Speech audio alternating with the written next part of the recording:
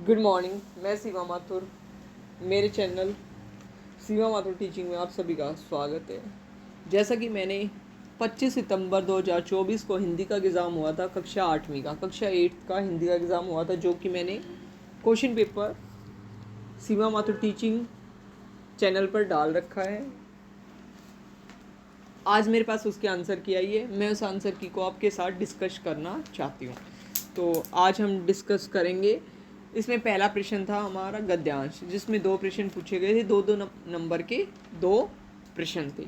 पहला प्रश्न है, ग्राहक यही समझते हैं कि दुकानदार मुझे लूट रहा है। गद्यांश में किसने कहा और किससे कहा था?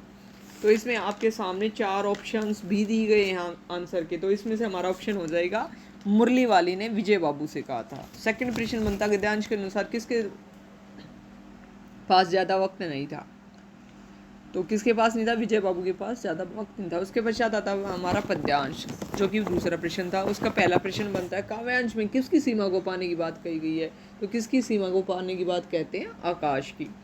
इसका दूसरा प्रश्न है, काव्यांश के अनुसार पंछी सपनों में क्या देख रहे थे? पेड़ों की ऊंची टहनियों पर झूलना, यानी कि जो बड़े बड़े पेड़ हैं, ऊंची ऊंची उनकी टहनियाँ हैं, उन पर वो झूलना पसंद करते हैं। फिर हमारा प्रश्न आता है तीसरा, जिसमें आपसे चार प्रश्न पूछे गए हैं। प्रत्येक प्रश्न 1 नंबर का है। प्रश्न पहला प्रश्न है, पराया शब्द का विलोम पहचान कर लिखिए। तो पराया क्या होता है? अपना, पराया, पराया अपना। अब इसका दूसरा प्रश्न है, नीचे दिए गए विकल्पों में से भाववाचक संज्ञा। तो ऑप्शन थे शहर, लाल किला, पुस्तक, बचपना। तो बचपना क्या हो जाएगा? हमारा भाववाचक संज्ञा। उसके बाद पूछता हमसे समास का क्वेश्चन पूछा था कि द्वंद्व समास क्या होता है। तो ऑप्शन हमें दे रखे थे त्रिभुज, महात्मा, दिन रात, राजकुमार। तो क्या हो जाएगा? दिन रात।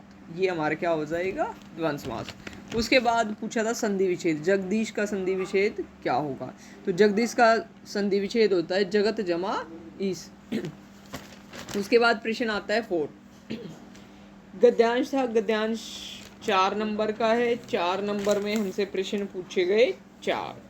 तो इसमें है, ये बदलू काका वाले चैप्टर से आया था। लेखक को बदलू सबसे अच्छा आदमी क्यों लगता था? तो इसका क्या आंसर हो जाएगा? स्क्रीन पर आपके सामने है।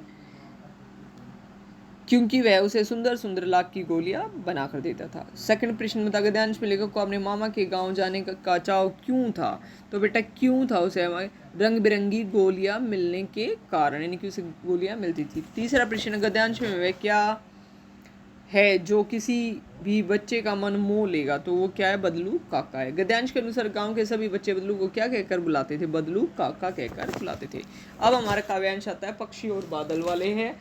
भगवान के डाकिया चैप्टर का नेम है, उससे आया हुआ। काव्यांश के अनुसार भगवान के डाकिया कौन थे? तो आंसर आपके सामने है। भगवान के डाकिया कौन थे? पक्षी और बादल। काव्यांश के अनुसार पक्षी और बादल कहाँ से कहाँ तक जाते हैं? तो बेटा वो कहाँ से कहाँ जाते हैं? एक महादेश से दूसरे महादेश तक जाते हैं। प्रश्न तीसरा था, काव्यांश के अनुसार चिट्ठिया कौन लाता है? तो चिट्ठिया कौन लेके आता है? हमेशा पक्षी और बादल लेके आते हैं। काव्यांश के अनुसार पेड़ और पौधे, पानी और पहाड़ क्या करते हैं?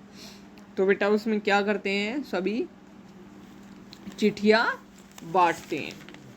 उसके पश्चात आता है हमारा प्रश्न नंबर 6, जिसमें दो प्रश्न पूछे गए हैं। दोनों प्रश्न 1-1 नंबर के हैं। लाख की चूड़िया बाट में बदलू को सबसे अधिक चिढ़ किससे थी?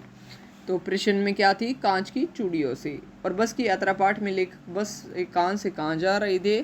तो पन्ना से सतना तक वो जा रहे थे। अब आता है 7वां, जिसमें 2 ही प्रश्न पूछे गए हैं। आपके पाठ्यपुस्तक में रामधारी सिंह दिनकर रचित कविता कौन सी है? तो कौन सी है बेटा? भगवान के डाकिया, जो कि मैंने अभी नाम बताया था। भगवान के डाकिया पाठ के अनुसार एक देश की धरती दूसरे देश की धरती को क्या भेजती है? तो बेटे क्या भेजती है? हमेशा सुगंध, यानी कि स्मेल भेजती है। अब खंड बा आएगा, जिसमें वर्णात्मक प्रश्न थे। उनके आंसर स्क्रीन पे आपको सामने दिखाई दे रहे हैं। प्रश्न 8 है, जिसमें महात्मा शब्द में समास पूछा गया था। तो महात्मा में कर्मधारी है। व्यापारिक शब्द में मूल शब्द और प्रत्यय पूछा गया था। तो मूल शब्द व्यापार है और प्रत्यय क्या हो जाएगा? इक। मीठा शब्द का भाववाचक पूछा गया था। तो मीठा क्या होता है? मिठास।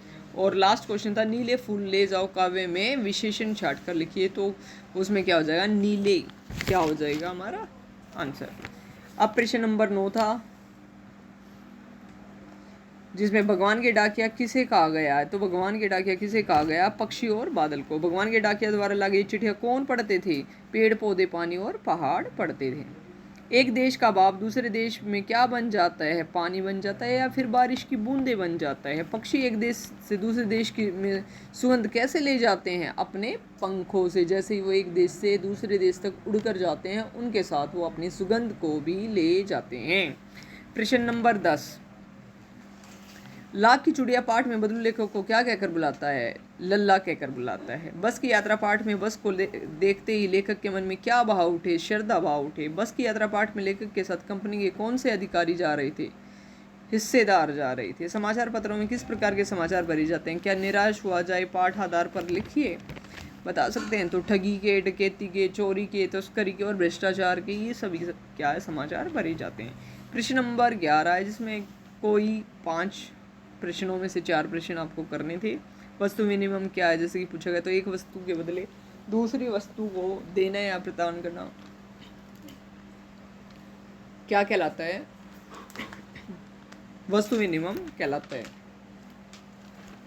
ऐसे ही प्रश्न, इसमें मैं डिटेल ज़्यादा बताना नहीं चाहूँगी। आंसर की आपके सामने 5 प्रश्नों के आंसर है।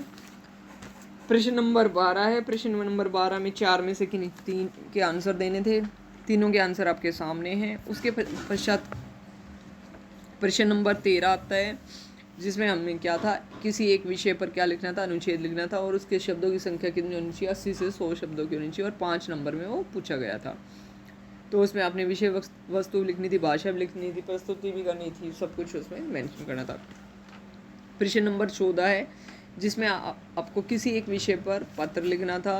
एक पत्र आया था जल जमाव की समस्या की शिकायत के लिए नगर निगम को, और दूसरा आया था आगामी परीक्षा की तैयारी करते हुए बताते हुए पिताजी को पत्र लिखिए। तो ये आज की हमारी कक्षा 8वीं की आंसर की आई है, हिंदी की, जो बहुत ही सटीक और सही है।